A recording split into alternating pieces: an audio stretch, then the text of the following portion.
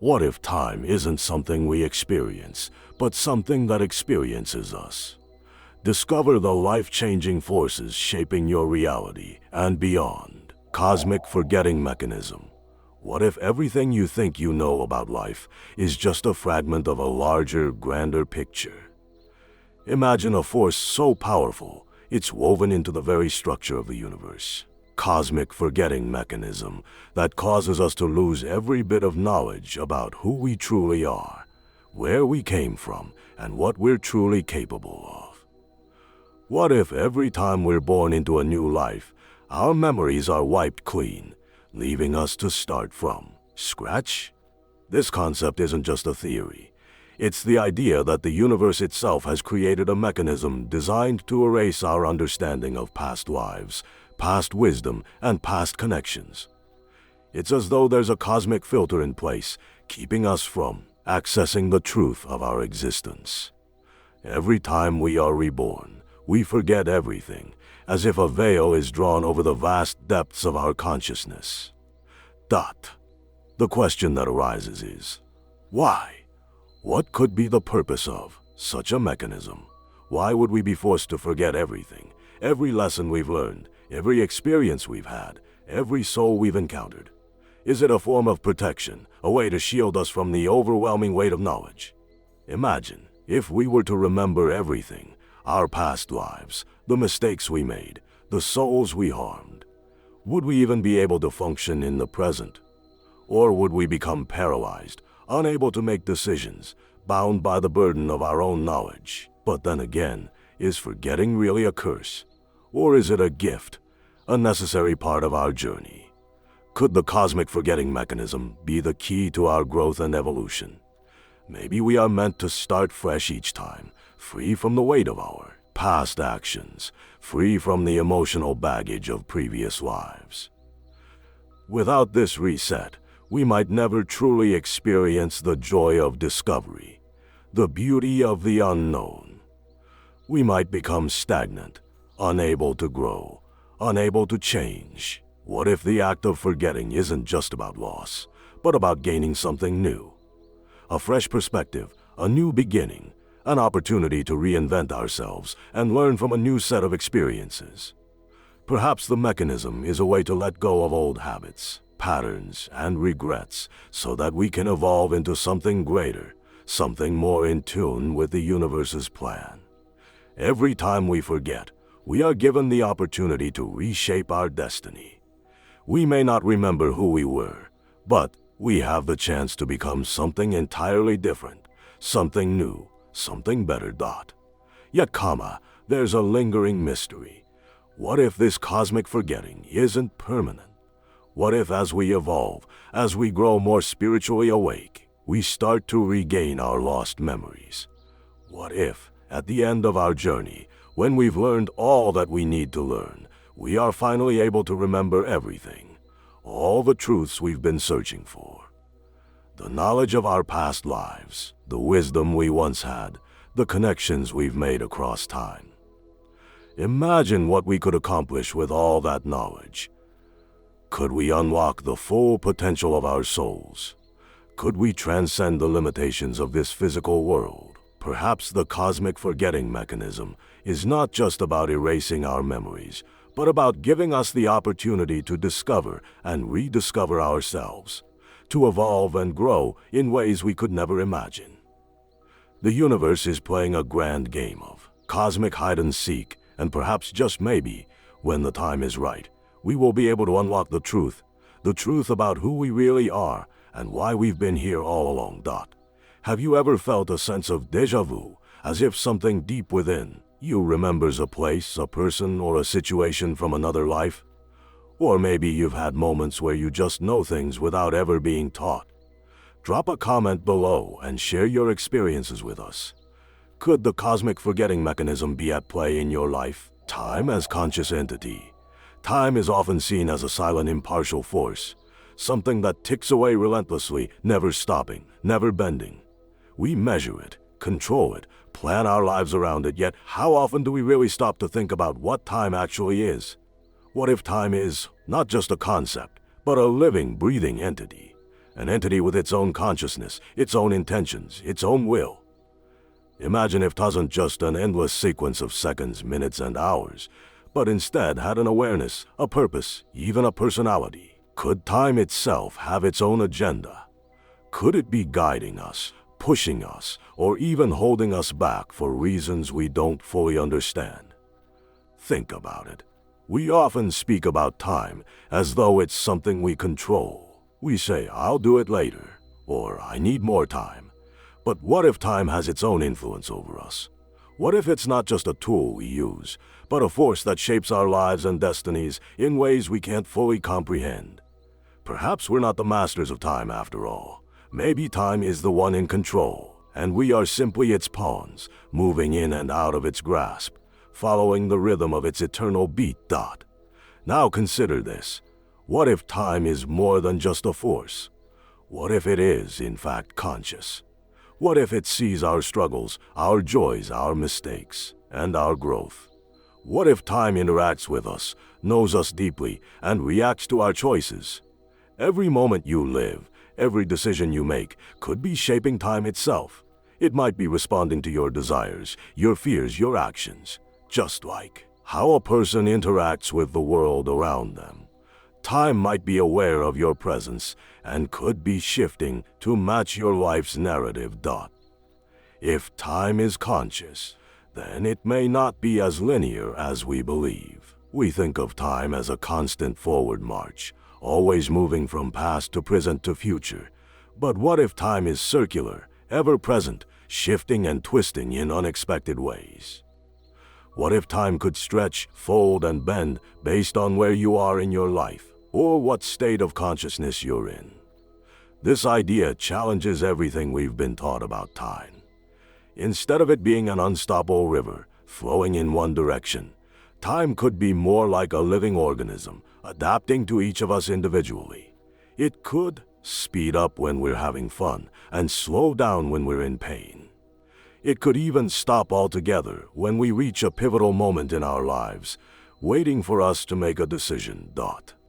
There quotes also the possibility that time doesn't just operate on a personal level. Maybe it works on a collective level too. Could time have a greater purpose that extends beyond just our individual experiences? What if time is guiding the entire evolution of humanity, shaping civilizations, guiding discoveries, and forcing humanity to evolve at the pace it needs to in order to reach its full potential? Perhaps time itself is a force that shapes the collective consciousness of all beings. Every shift in human history could be a result of time pushing us toward a certain goal, one that we may not yet fully understand. If time is indeed a conscious entity, what does that mean for us? How do we interact with it? Do we have any control over it? Or are we simply playing along with the story it's telling? Time could be more than just a measurement of the moments we experience. It could be the force that is weaving our entire existence together.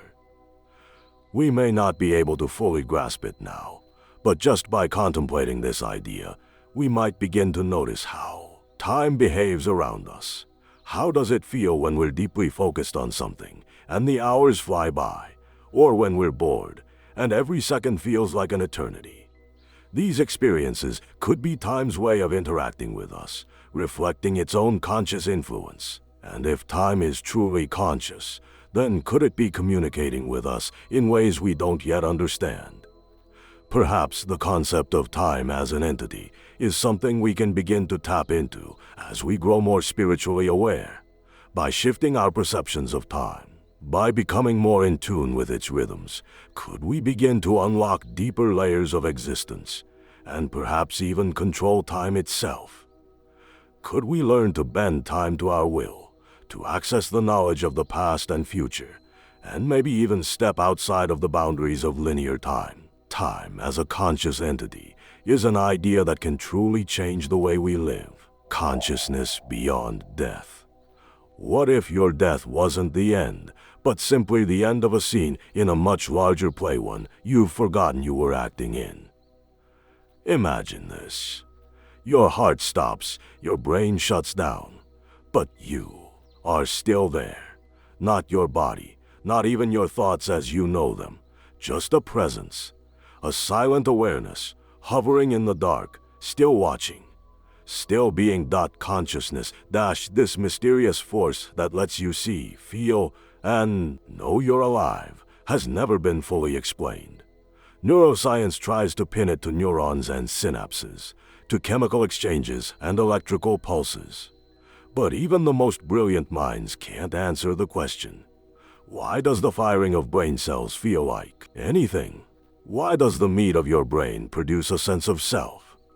The truth is, maybe it doesn't. T. Some researchers and philosophers suggest something radical. The brain is not the source of consciousness, it's the receiver. Like a radio catching a signal, your brain tunes into a larger field of awareness that exists independently of your physical form. So when your body dies, the signal isn't lost, just the receiver is broken. Across centuries, mystics and seekers have hinted at this. Ancient Greeks, the Vedics, the Sufis, all spoke of an eternal soul, an indestructible part of you that moves between lives like a traveler through cities. Near-death experiences, past life regressions, and out-of-body accounts all seem to point to one quiet possibility. You do not end when the body ends. You slip through, you continue. And not just as a floating ghost or abstract soul. Some people come back from clinical death with detailed memories, visions of landscapes not on Earth, meetings with entities that felt more familiar than family. They describe seeing their lives replayed, not as punishment or judgment, but as understanding. Feeling exactly what others felt in every moment they caused harm or love. It's not about reward, it's about realization, a deep, unfiltered knowing of your own impact. Here's a deeper twist. What if every death is actually a return to a truer version of you, one that remembers all its past roles, all its past names? Imagine that after death, you recall not only this life, but dozens, hundreds, maybe thousands of others. You remember being a soldier, a poet, a mother, a traitor, a child who died young, a tyrant, a healer. All of them, you, not metaphorically, literally. All versions of consciousness wearing different masks, learning different lessons. And then you choose, you review, you rest, and eventually you're drawn again to a time, a place, a body that will offer the next challenge, the next experience. Maybe that's the real reason you're here right now. Maybe your presence on this earth wasn't random. It was chosen, crafted, necessary. Because something in this life, this specific arrangement of pain and joy, is exactly what your consciousness needed next. Think about this for a second. What emotion would you feel if you found out that your death wasn't an end, but a remembering that you are so much older than this body, so much deeper than this name? How would that change the way you live now? Now ask yourself this, and don't rush it. Have you ever felt, even just once, like this isn't your first time being alive? Like part of you already knows how this world works, and you're just relearning it. That feeling, that's the whisper of something vast. That's the voice that speaks after the final breath. And it's still inside you. Hidden forces of destiny. Have you ever had a moment where it felt like life was unfolding exactly as it should, as if some unseen hand was guiding you? A coincidence that turned out to be much more. The moment you met someone at just the right time, or made a decision that seemed insignificant but completely changed your life. These aren't just random events. They are part of a hidden design, an invisible force at work, shaping your destiny in ways you might not yet understand. We live in a world where it's easy to think that we control our lives, that our choices determine our future. But what if the truth is that there are hidden forces at play?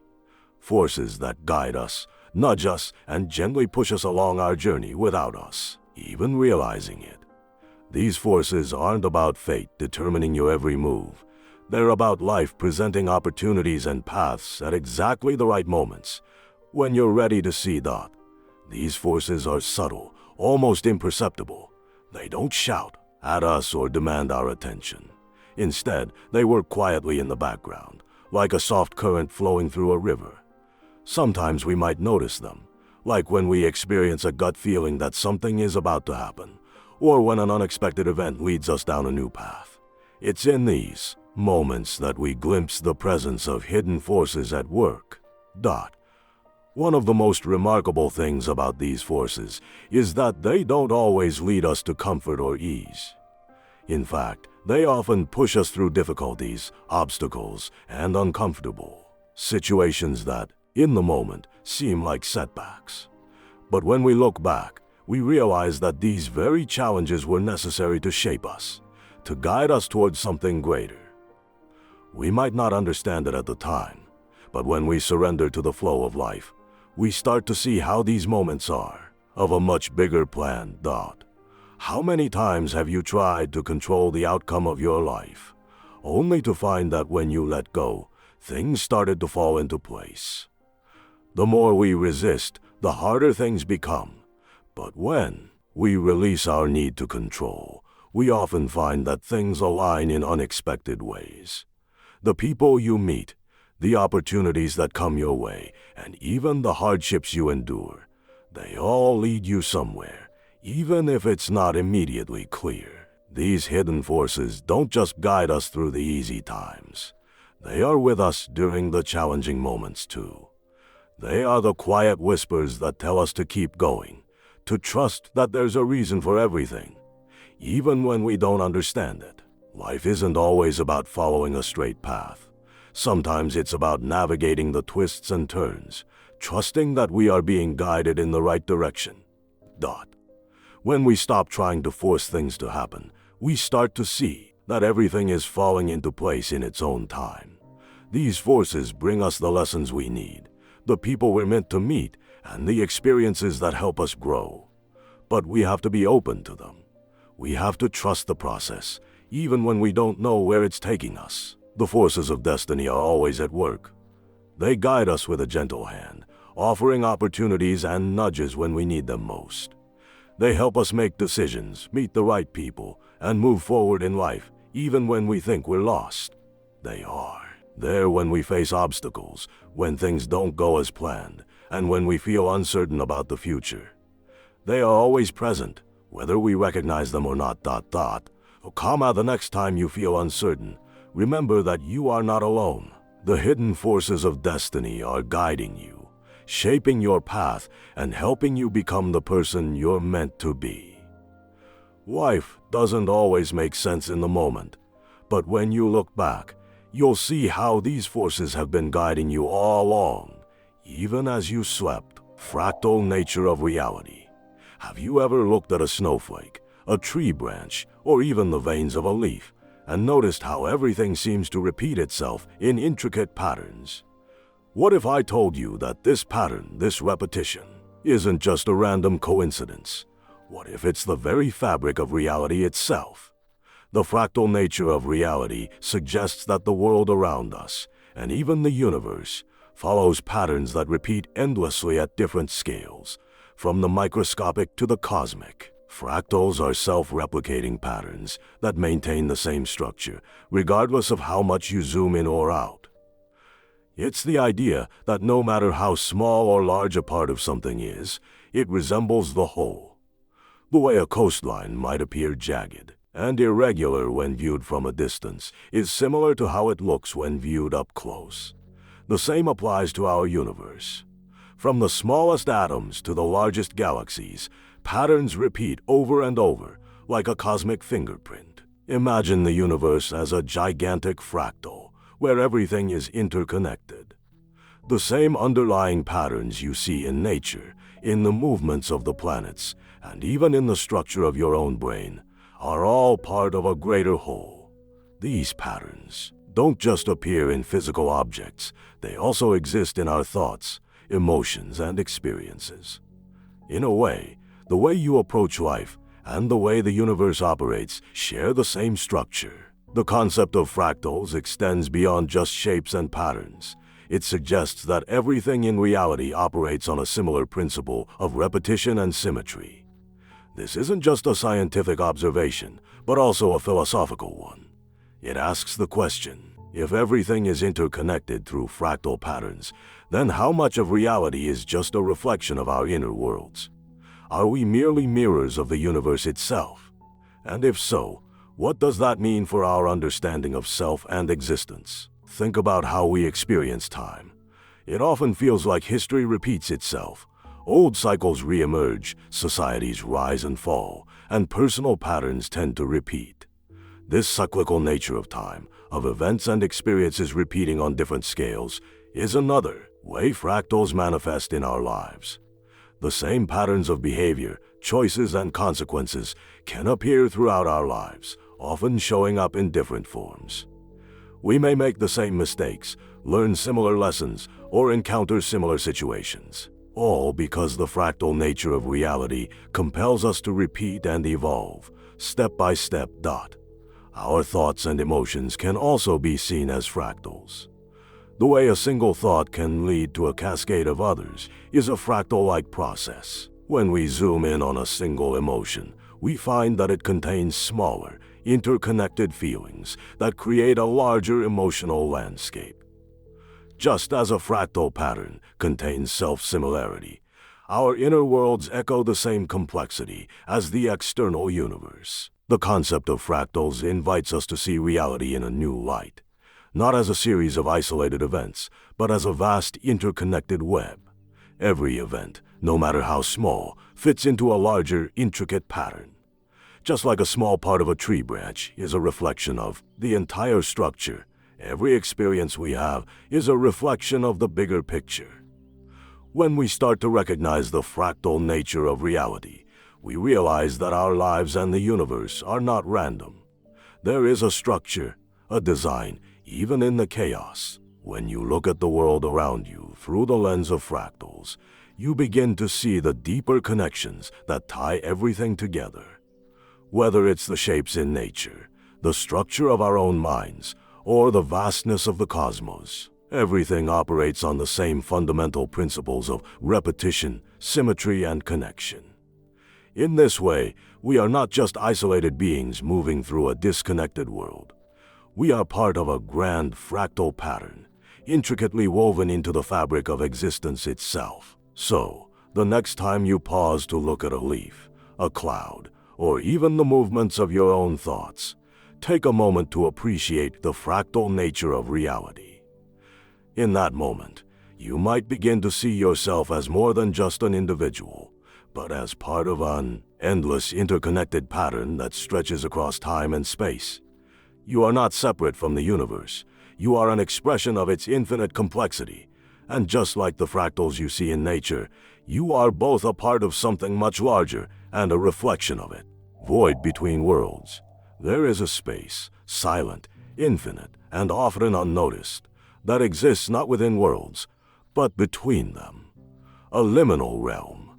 Not a place of things, but a place between things. The void between worlds is not empty in the way we usually think of nothingness. It's not a vacuum. It's not dead space. It's potential. Pure, raw, untamed potential. The canvas before the first brushstroke, the silence before the first note, the stillness before time begins again. In ancient myths and mystic traditions, this space is known by many names. The great nothing, the gap, the threshold, the abyss. It's where transitions happen. The moment after something ends, but before something new begins. You felt it, standing at the edge of a life-changing decision, the seconds before falling asleep, or the strange calm after a deep loss. That's the void whispering.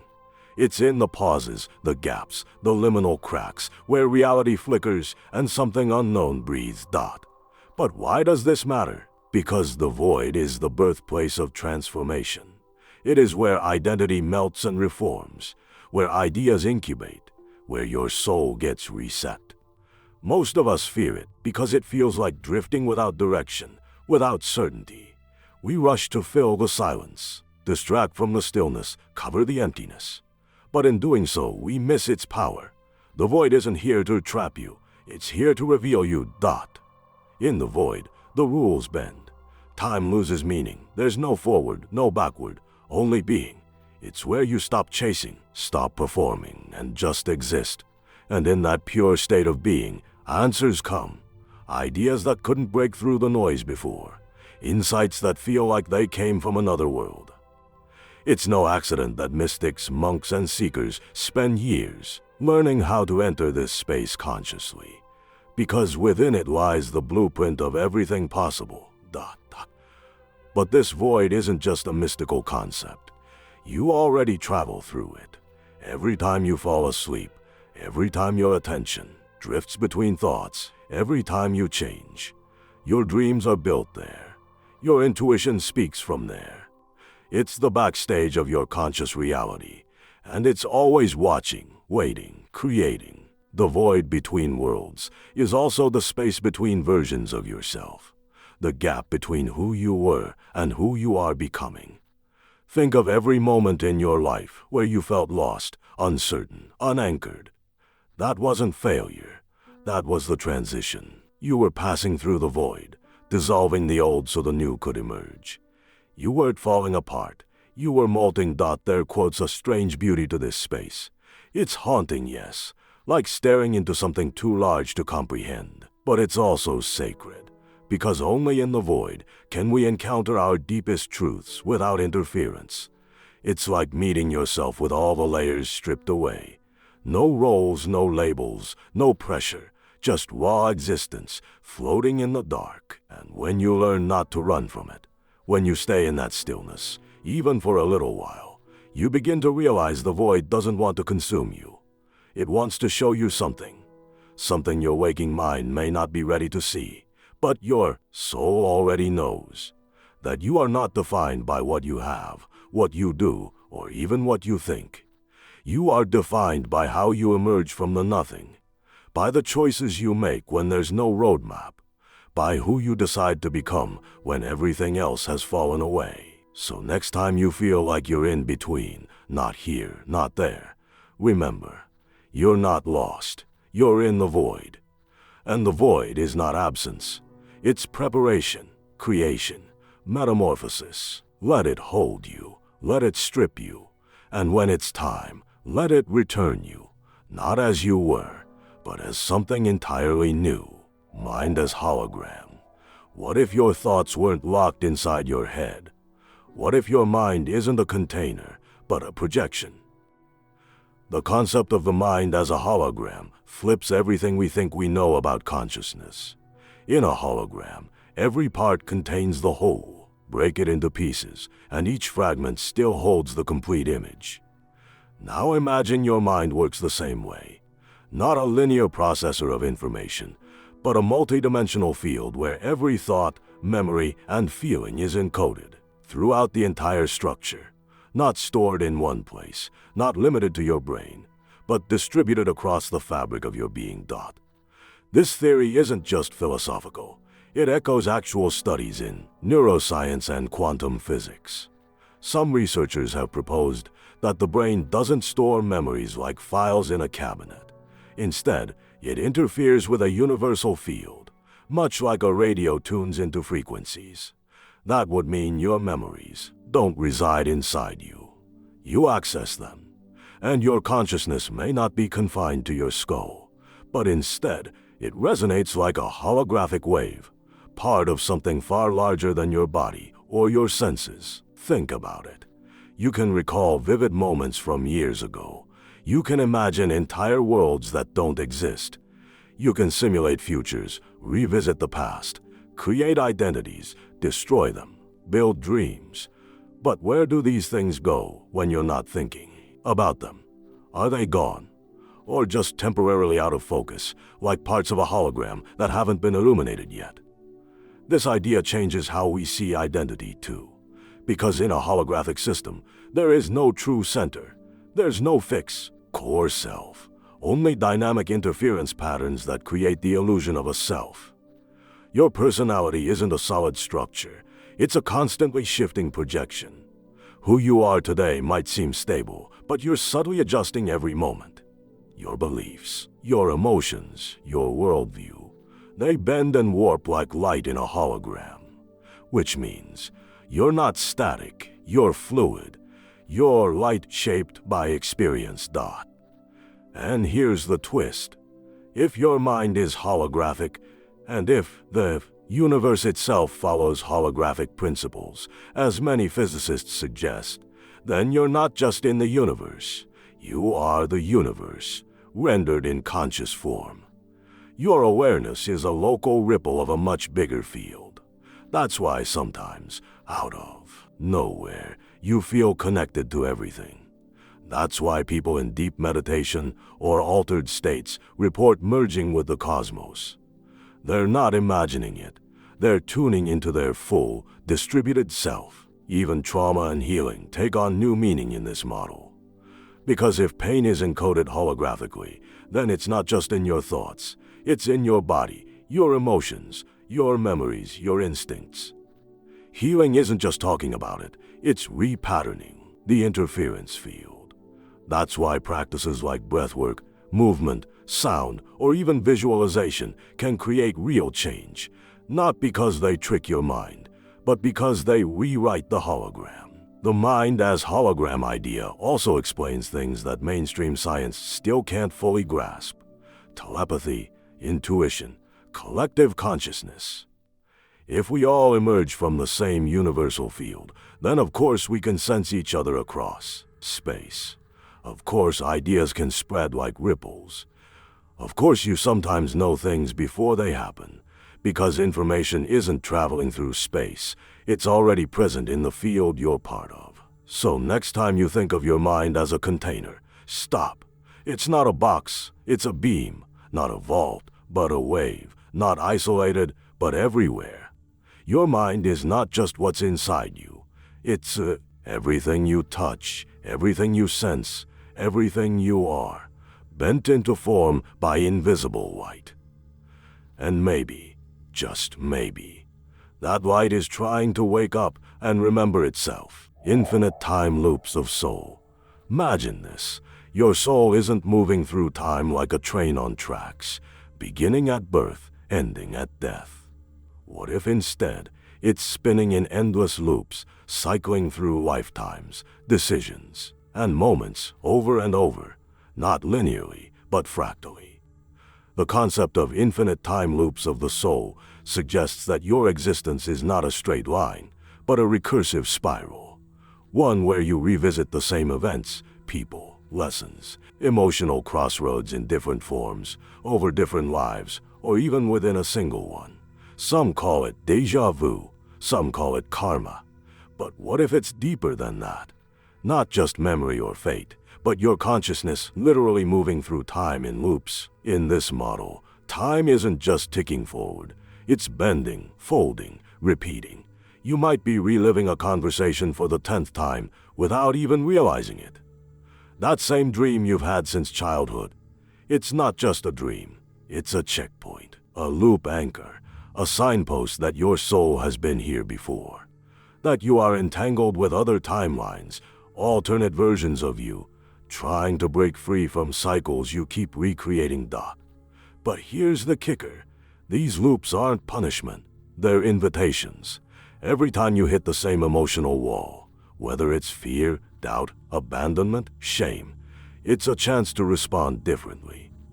The soul is patient.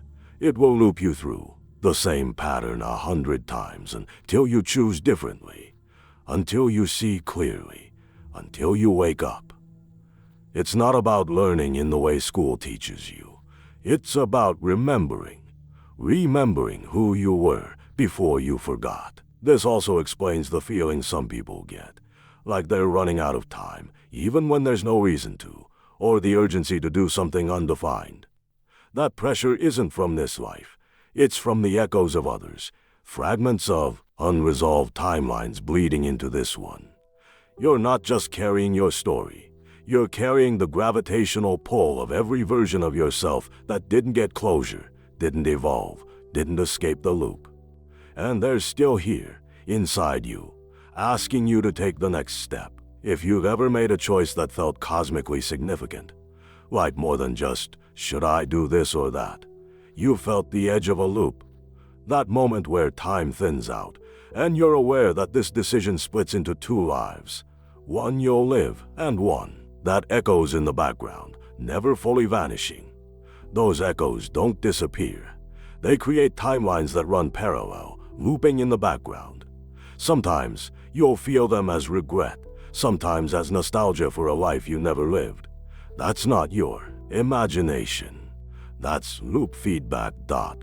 Their quote is a theory in metaphysics that your soul isn't just reincarnating across linear time, but also sideways, across dimensions, probabilities, and alternate versions of Earth. So you may be here, now in this timeline, but also existing in hundreds of others simultaneously. Your soul is the nexus point, spinning through them all, absorbing lessons, merging experiences, and feeding them back into the core. That's why some breakthroughs feel eternal. That's why some wounds feel ancient, because they are . But you're not powerless in this. Once you become aware of the loops, you can start shifting them, not by running from them, but by meeting them head on, recognizing the patterns, feeling the emotional déjà vu, listening to what's being asked of you. Your relationships, your habits, your breakdowns, they aren't random. They're coded events, recurring checkpoints that carry data from the past into your present. You're not doomed to repeat. You're being handed the key to rewrite. The soul doesn't evolve by escaping the loop. It evolves by mastering it, by seeing the fractal in the chaos, by choosing presence when the past tries to pull you back. Eventually, something clicks. You respond with love where there used to be fear. You stay silent where you'd normally explode. You walk away where you used to cling. And that choice, that tiny conscious pivot, collapses the loop. You've graduated. You've closed a cycle. And when enough loops collapse, you start to feel it. Spaciousness, flow, a sense that time isn't hunting you anymore. It's walking beside you.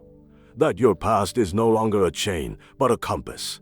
That maybe, just maybe, this moment is the first breath of a brand new spiral. Reality as experiment. What if everything around you, from the people you meet to the pain you endure, wasn't just coincidence or qui sait, but data?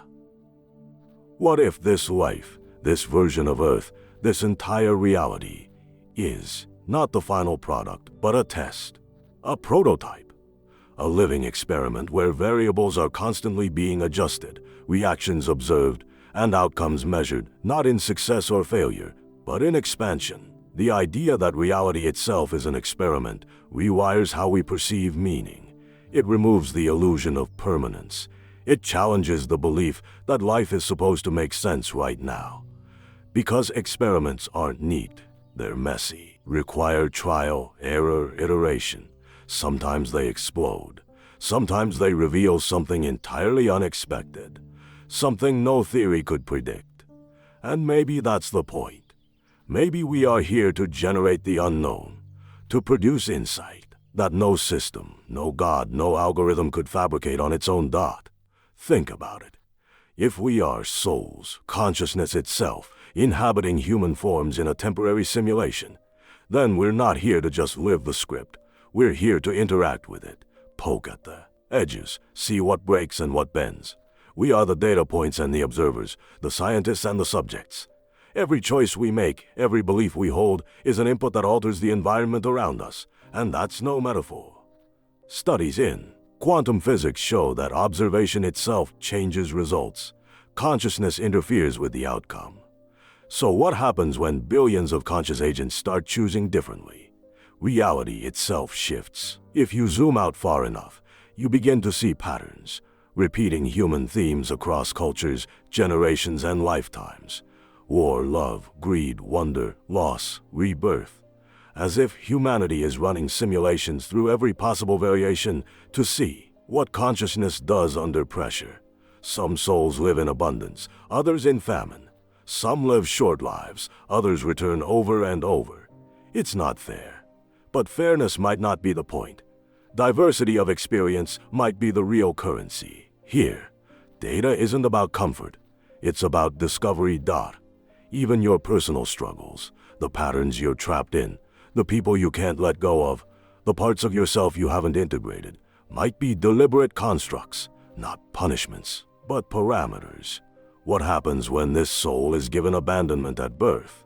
What happens when that one is handed fame? What happens when a mind breaks and then rebuilds itself? You are the hypothesis, the method, and the result. And yes, that sounds terrifying, because it implies that there's no fixed narrative, no right path. But it also means something liberating. You can test back. You can push reality, speak new scripts into existence, reprogram your emotional code, hack your own loop. If life is an experiment, then you are the experimenter too. Your curiosity is not a glitch, it's the interface. Even our concept of time changes under this lens. Linear time is useful for tracking events, but real transformation happens in nonlinear jumps. You spiral, stall, quantum leap forward. One moment of clarity can overwrite decades of suffering. One heartbreak can open entire dimensions inside you. And all of this, the good, the unbearable, the beautiful, is data with soul. Emotional information, the kind that only sentient beings can generate. And maybe there are observers. Maybe there are other levels of consciousness watching, learning from us, evolving alongside us, not as puppet masters, but as collaborators.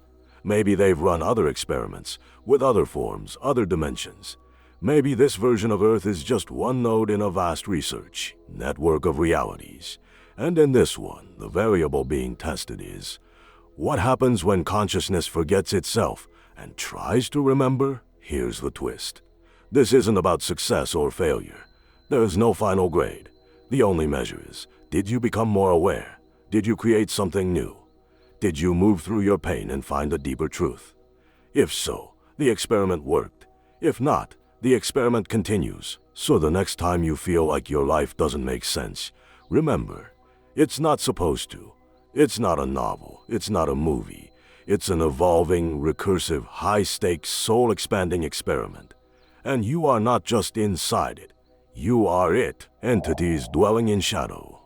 Not all that exists is meant to be seen, and not all that is hidden is evil. But there are things, beings, intelligences, presences, that exist just outside the visible spectrum of our reality. You don't see them, but sometimes you feel them. In the cold static of a room that was warm a moment ago, in the weight behind your eyes just before sleep, in that primal instinct telling you something is watching, even when nothing is there. These are the entities dwelling in shadows, not always monsters, not always guides, but something other, not born from our world, but somehow always orbiting it.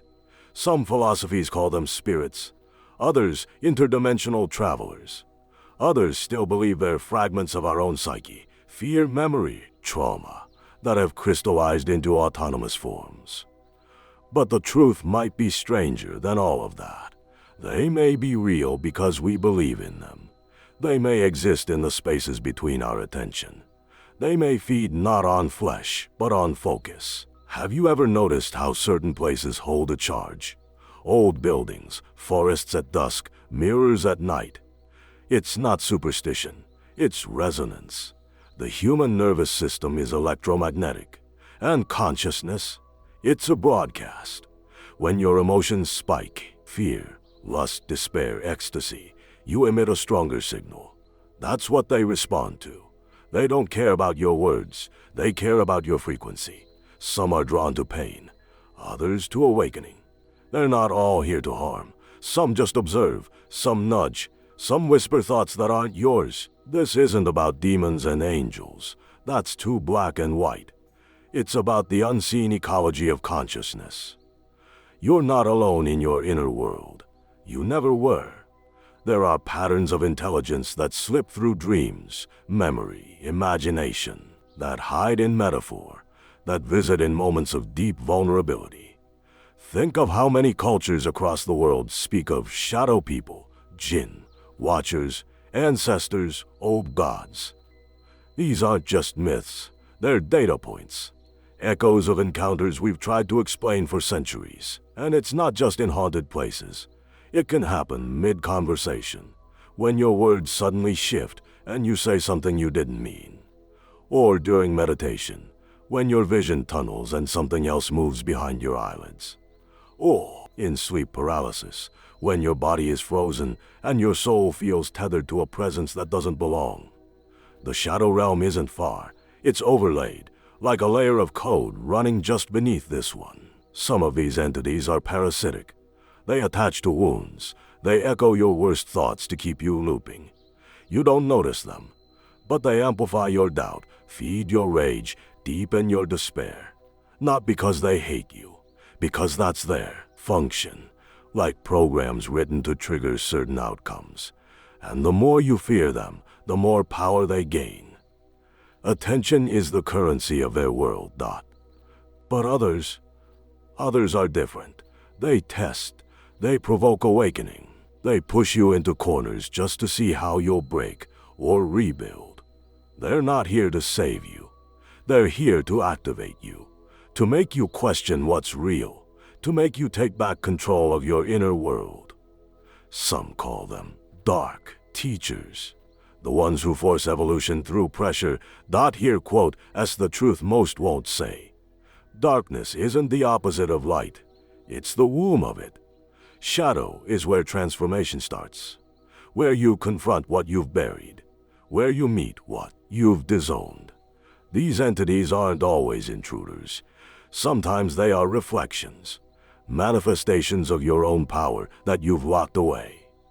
And facing them is facing yourself. You don't fight them by screaming into the void. You don't banish them with rituals you don't understand. You face them by becoming lucid in your own life, by taking full authorship of your thoughts, your emotions, your story, by reclaiming your vibration. Because once you do that, the shadows no longer control the room.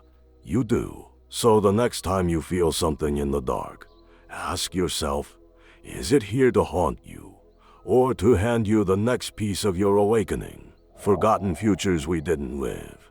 Every decision you've ever made, even the smallest ones, opened a door and closed 1,000 others. The text you didn't send, the person you didn't meet, the move you didn't make. These aren't just lost opportunities, they are alternate timelines.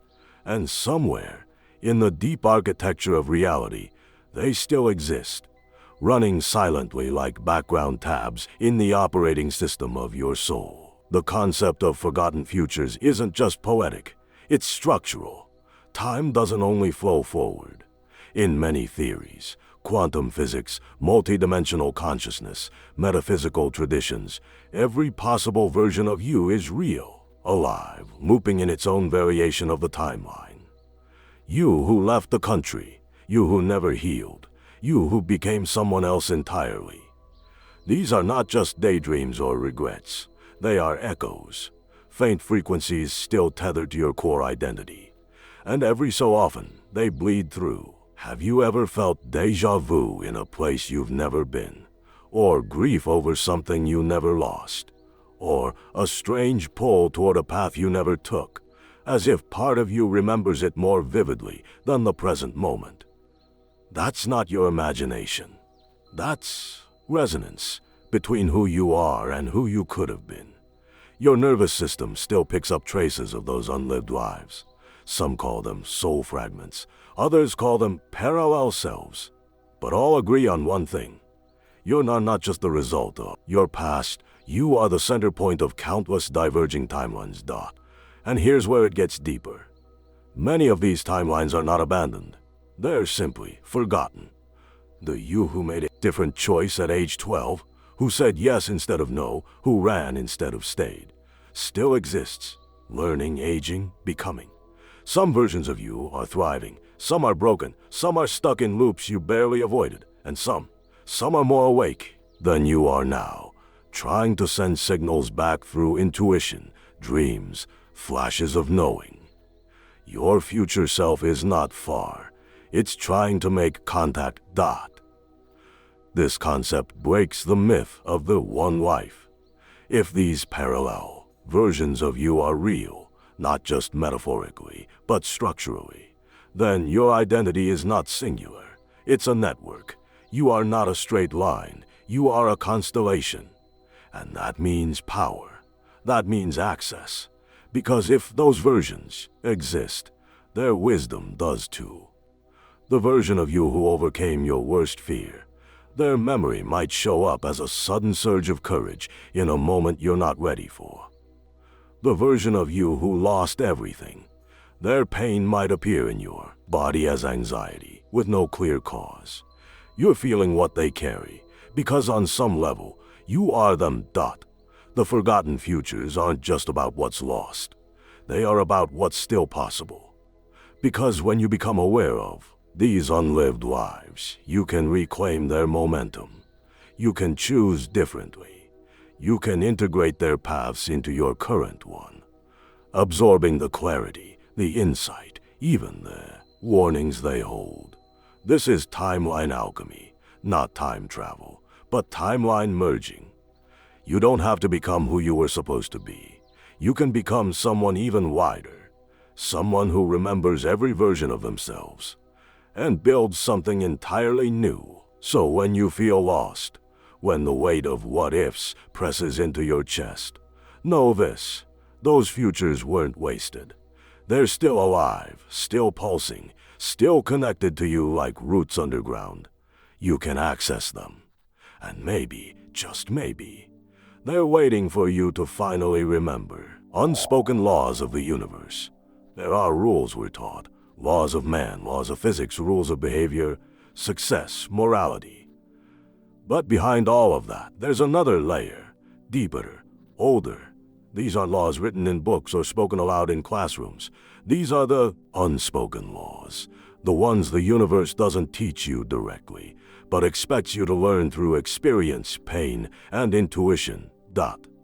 The first law: everything is connected, not metaphorically, literally. The thoughts you think ripple out. The emotions you suppress leak into your relationships. The energy you carry enters a room before you do. You're not isolated. You're a node in a massive vibrating web of consciousness. Every choice you make sends shockwaves through that web. Even your silence has a frequency. Another law: you don't get what you want. You get what you are. The universe isn't a vending machine. It's a mirror. You can wish all you want, but if your internal state is anchored in fear, lack, and self-sabotage, that's what multiplies. Life reflects your core frequency, not your surface-level desires. That's why people who radiate clarity and groundedness seem lucky. They've just learned to tune themselves like instruments. The outer world bends to match. Then there's the law of cycles. Everything moves in spirals: healing, growth, decline, awakening. You revisit the same themes over and over, not because you're failing, but because each time you're meeting them at a deeper level. The universe doesn't move in straight lines. So when you think you're stuck, you're probably just in the descent before the next expansion. Patience is not weakness, it's navigation. What you resist persists. Energy doesn't just vanish when ignored. It grows, mutates, finds another way in.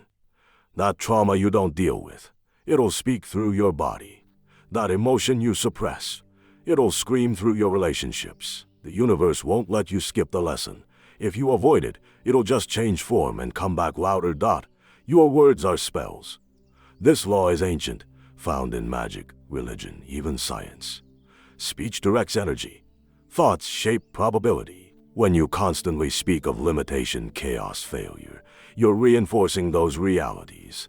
Every sentence is a declaration. Speak like a creator, not a victim. Your nervous system is listening. So another law, if you want to accept, doesn't reward comfort, rewards alignment. If you're out of sync with your true path, if you're clinging to what's familiar instead of what's real, the universe will start shaking the ground beneath you. Not to punish you, but to wake you. The job loss, the breakup, existential crisis, these aren't signs you're cursed, they're redirections. Pain is often a coded message. You're not where you're meant to be. And perhaps the most sacred law, your soul chose this. The circumstances, the body, the challenges. On some level beyond logic, your consciousness volunteered. Not for punishment, but for growth, for mastery. Earth is not a playground. It's a crucible, a training ground for creators learning to remember what they are. You're not just surviving life, you're shaping it. The obstacles aren't accidents, they're catalysts. And here's the final, most paradoxical law. You only gain true power when you stop chasing control. The tighter you grip reality, the more it slips through your fingers. The more you try to micromanage every outcome, the more exhausted and disconnected you become. Surrender isn't weakness, it's precision. The universe doesn't want you passive, it wants you aligned. Letting go doesn't mean doing nothing, it means doing what's necessary and then trusting the invisible architecture to unfold. The moment you stop forcing, something unlocks, flow returns, clarity sharpens, and what once felt like chaos begins to reveal its code. Because the universe doesn't respond to your control, it responds to your coherence. Souls trapped in unseen dimensions. When you think of the afterlife, what comes to mind? Is it a final destination, a place where souls go to rest or to be judged?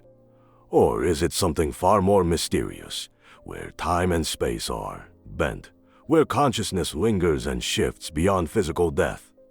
The concept of souls existing beyond the physical world is as old as humanity itself. Yet what if this existence isn't just a passive journey towards the great unknown, but a complex, layered experience that we are only beginning to understand? Many ancient traditions and modern spiritualists speak of unseen dimensions, realms that exist just beyond the veil of our perception. These dimensions are not separated from our reality by space, but by frequency. Imagine that there are multiple levels of consciousness and existence, some so subtle that we cannot perceive them through our five senses. These hidden dimensions are often described as places where the souls of the departed may remain trapped, not because of punishment, but because they are caught in cycles of attachment, unprocessed emotions, or unfinished business. But what does it mean for a soul to be trapped? It's not about being physically imprisoned in some dark corner of the universe, as many religions and mythologies might suggest. Instead, it's a state of spiritual entanglement. These souls may linger in a dimension of existence that overlaps with ours, but is only accessible to those who are sensitive enough to see beyond the veil. These souls are not stuck in the traditional sense. They are simply bound by the unresolved energies they left behind. Imagine someone who passed away suddenly, without the chance to say goodbye or to finish their life's work. Their soul may find itself in a space between worlds, unable to cross over due to the lingering attachments they have to their unfinished tasks or the unresolved trauma of their death. Or consider a soul that was caught in fear, guilt, or anger at the time of their death. These emotions create a kind of energetic weight that prevents the soul from moving on, keeping them in a state of suspended existence in a dimension that is just outside our usual experience of reality. These souls may not be aware of the passage of time, as they are in a timeless dimension. They may perceive their surroundings differently, as a mixture of past and present, with moments flashing by like a distorted memory. They may wander through spaces that feel both familiar and alien, trapped in loops of their own unresolved experiences. And for us, on the other side, these souls may appear as lingering sensations, as if someone is watching you, or as faint whispers on the edge of your consciousness. But not all trapped souls are lost or in torment. Some may choose to remain in these unseen dimensions, drawn to specific people, places, or times because of the connections they still feel. Perhaps they are guarding a loved one, trying to relay message, or simply observing as they wait for the right moment to transition to the next stage of their existence. These souls aren't necessarily lost. They're simply in a state of transition, in a place that is neither here nor there. The question then arises, how do we interact with these trapped souls? Can we help them find their way to the other side? The answer lies in understanding the nature of these dimensions and the energy that connects all beings. Just as we can influence our own spiritual path by aligning ourselves with higher frequencies, we may have the ability to assist these souls in their journey, offering peace, forgiveness, and understanding, both for ourselves and for them, can help dissolve the energies that keep these souls tethered to this realm. But there's another, more profound layer to consider. What if these souls are not just trapped by their own unresolved issues, but are also part of a grander cosmic design? Perhaps they are here to guide us, to teach us, or even to push us toward our own spiritual awakening. These souls, who we perceive as lost or stuck, may be offering subtle signs, synchronicities, or messages to help us navigate our own lives, guiding us toward greater wisdom and deeper understanding. In this sense, the souls in these unseen dimensions are not separate from us, but connected to us in ways we may not yet fully understand. Perhaps they exist as a mirror, reflecting our own unfinished business, our own fears and attachments. Recognizing and healing these aspects within ourselves, we may help release these trapped souls, just as they help guide us toward greater spiritual freedom. In the end, the concept of souls trapped in unseen dimensions is not about fear or dread, but about awareness.